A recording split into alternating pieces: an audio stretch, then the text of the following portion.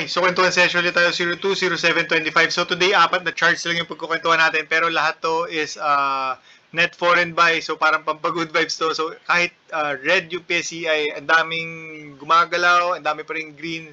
So since nung close, nung rebalancing nung Friday, tapos the whole week this week, di ba? So masaya ang PSEI. So sana hanggang next week. So may mga parating din na rebalancing like MSCI, FTSE. So no, kabang-abang. Anyway, so sisimulan natin sa first chart, no. Ang sisimulan natin is ano muna, DNL. So pinakamahina. So today, net foreign buy pa rin ng DNL. So ang DNL. Pero ngayon, ito may naglabas to ng News Edge, saka meron din sa Philippine Star yata. Anyway, hanapin niyo na lang. May news to regarding sa how they will handle the volatility sa commodity market and kung paano nila i-handle yung mga uncertainties. So, parang maganda 'yon, parang maganda yung pagka-digest ng public do sa news. Kung makikita nyo, ang tagal nito nag-base sa 6 pesos. Tapos kahapon and today, no, gumalaw siya. Tapos ang galing din ito dahil kahapon and today, yung green kahapon tapos yung red today, parehong net foreign buy. So for the longest time, net foreign sell si DNL dito sa area na to. Tapos all of a sudden, ang ganda ng volume, gumalaw. So, very exciting to sa coming days. Tingnan natin kung magre-range trade lang or magbe-breakout for a possible bullish move.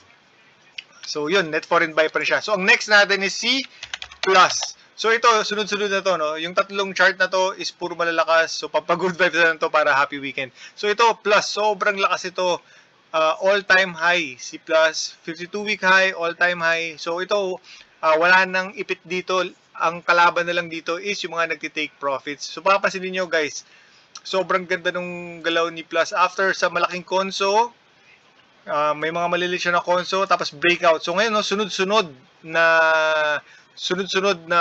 for 5 days, sunod-sunod yung candles niya na lahat creating a new 52-week high. So, sobrang solid ng galaw nito. Tapos, net foreign buy din to.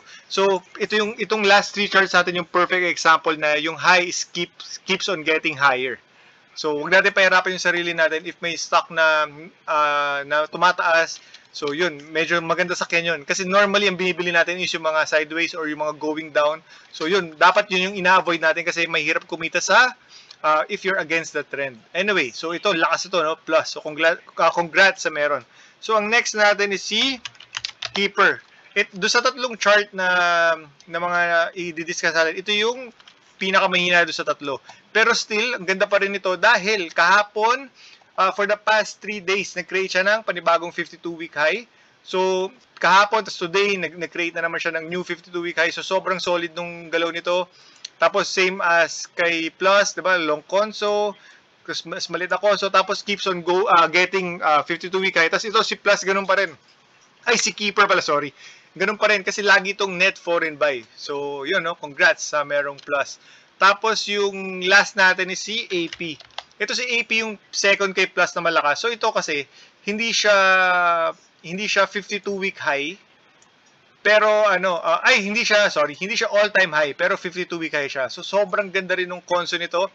If you're going to look at the big picture, ang ganda ng konso nito. Tapos medyo ascending triangle siya, meaning buyers are in control. Kasi yung support, nakikita nyo, is pataas ng pataas.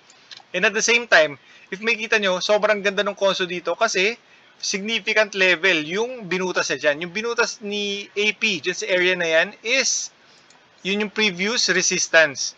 So, makikita nyo dito guys, nung binutas niya yung area na yon, which is this line, for the past 3 days, sunod-sunod, nag-create na siya ng panibagong 52-week high. So, yung last 3 days, ang lakas, keeps on getting higher and higher lang. So, yun, as I've said, perfect example na yung high is, keeps on getting higher, diba? So, ang lakas. Tapos, if makikita nyo pa, ang ganda nung volume ni AP. So, ito kasi medyo malaki yung dividends niya. And at the same time, baka masama siya ulit sa index. Tapos si Plus, parang ganun din.